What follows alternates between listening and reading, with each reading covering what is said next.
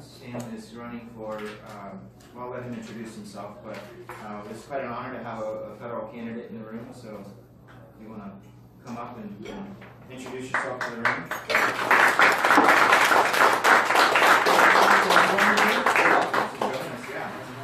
Your picture's there in front of the seat, so. I know. It's an honor to be here. I want to thank the Libertarian Party of Orange County for inviting me to come and speak tonight. My name is Sam Adams. I don't get a discount, so before you ask. No. I'm running for Florida's 6th Congressional District for the United States House of Representatives. It's a pretty large undertaking, and it's pretty exciting. It's a good thing. So I did want to talk a little bit. Got some notes here, and just go over a couple of key points on, I guess, what you'd call my platform. I'm a firm believer that a candidate platform is really just a representation of a set of principles, and it needs to be fluid and malleable because it's really our platform. It's the set of ideals that I have been charged with taking to Washington to represent you as voters. So this is a start. I'm glad to take any kind of notes, feedback, criticisms on it anytime anyone wants to send them to me, which is easy enough. You can get a hold of me on just about anywhere, so it's not hard to get a hold of. So the first main point to this platform is fiscal responsibility. And as libertarians, I think we can all agree that that's pretty important. That word gets thrown around a lot and gets acted on very little. So the first segment of that would be to abolish the federal alphabet soup department structure, which is basically the hunted organizations that have been drawn up by the legislature in order for them to get to Washington and immediately hit the campaign trail to try and secure the re-election.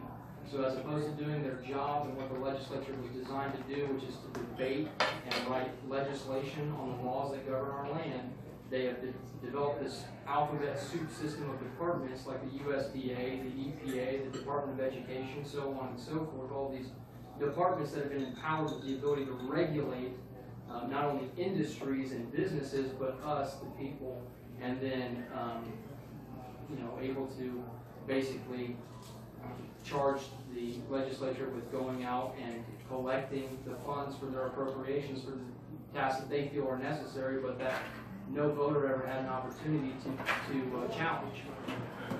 So that would be kind of the first component.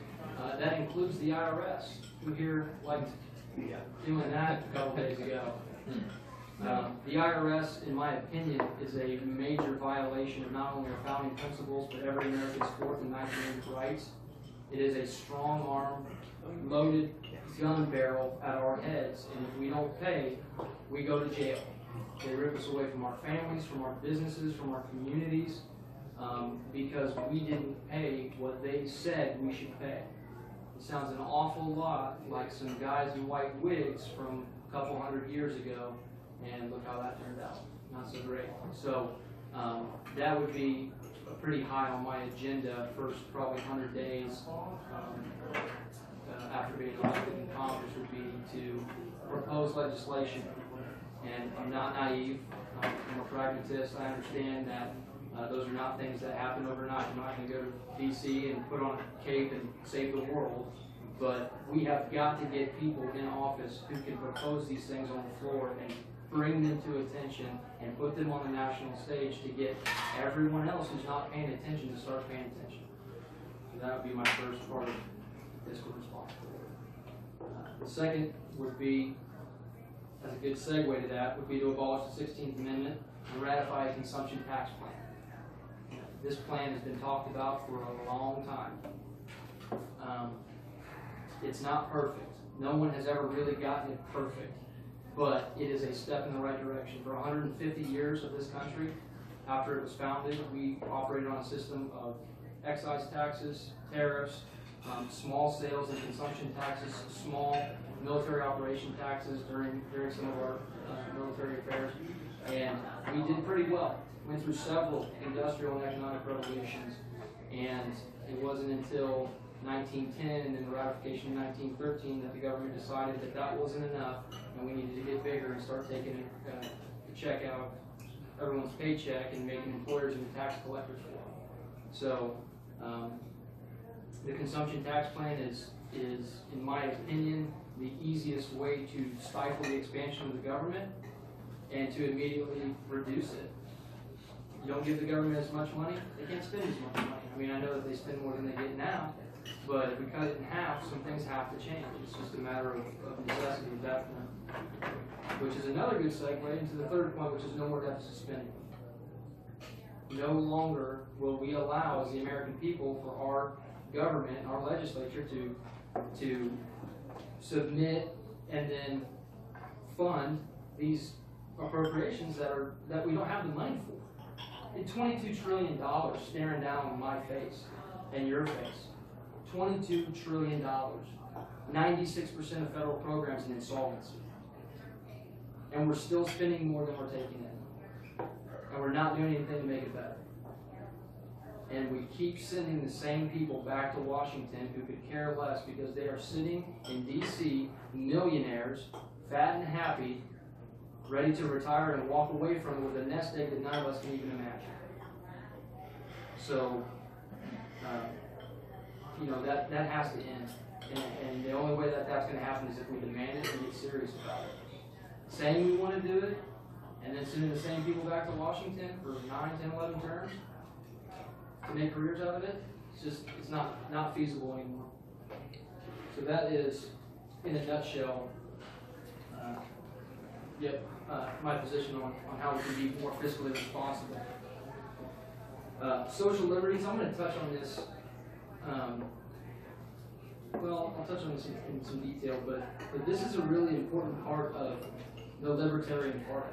It's not just about small government, less spending. It's also about freedom and the principle of liberty, liberty. And that means that if you are not directly infringing on the rights of someone else, it's really no one else's business what you do. What you do in your life is a consequence that you have to bear. And people should be allowed to suffer those consequences. You cannot just legislate your way into a utopia. It's not the government's job to save me from myself. It's the government's job to protect me from anyone else. And so that touches on a host of different issues. Private issues that have been made wildly public. Private issues that have been taken to the Supreme Court to act as a second or third arm of the executive and legislative branches. These are all things that should be dealt with privately and maybe in some circumstances locally at the municipal level, but we have got to stop wasting time in Washington talking about things that have no constitutional basis for the federal government to be dealing with. Let me be clear. A big part of that is ending the war on drugs. I think everyone in this room is in this room because they can agree with that philosophy. Amen. It is a dangerous, ineffective, costly, really ridiculous war that the government is waging against its own people. And I think that point gets left out a lot. And that is that the government declared war against the people of this country for trying to seek alternative medicinal or recreational satisfactions for their own afflictions, whether those be social afflictions or medical afflictions, whatever the case may be. What you put in your body and what you consume to try and improve the quality of your life, as long as you're not hurting anyone else, is your business. And we have got to stop waging war on people who want to live a better life. So I'll leave it at that, and I'll get close to time here. The last part that I'd like to talk about, just briefly, is putting the people first again. And just about every politician campaigns with this idea of, I'm going to put you first. I'm going to go to Washington and fight hard for you. And I'm going to fight for the future generations of our country. And it's very rarely ever the case. And I think it's time that we hold those people accountable for those promises that went unfulfilled for, on average, 24 to 32 years, which is multiple generations. No more claiming that you're going there to help improve the future generations and then spending all of your time repaying IOUs and collecting invoices, right? So we can no longer ignore the catastrophic state of homeostasis in our environment, and we cannot allow these people to continue to just be a revolving door in Washington. We have to start limiting our elected officials and holding them accountable to the promises that they make and firing them when they don't. So that's really all I've got. There's a pretty great deal more that I would love to talk to you about. You can shoot me a message, shoot me an email. I'm easy to find. Facebook, Sam Adams 2020. You can go to my website, adams2020.org. Anywhere you want to find me, you can find me, and we can have a conversation about it.